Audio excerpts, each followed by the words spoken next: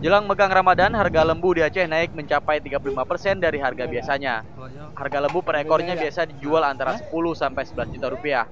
Hari ini harga lembu di pasar hewan Desa Cot Iri, Kecamatan Krung, Barunajaya, Aceh Besar mencapai 12 juta hingga 15 juta rupiah per ekor. Bahkan lembu yang berukuran besar mencapai 25 hingga 30 juta rupiah. Harga hewan untuk kebutuhan megang ini diyakini naik seiring dengan semakin dekatnya megang bulan suci Ramadan nantinya. Di Aceh, megang merupakan sebuah tradisi yang sudah dilakukan sejak dulu dan sudah menjadi budaya di Aceh. Sulitnya pasokan hewan mengakibatkan naiknya harga sapi di Aceh. Antusiasnya warga menjelang megang membuat harga daging meningkat. Ratusan warga dari Aceh Besar maupun Banda Aceh datang untuk melihat langsung hewan yang akan dibeli untuk hari megang nantinya. Dari Aceh Besar, Munandar melaporkan untuk Aceh Video.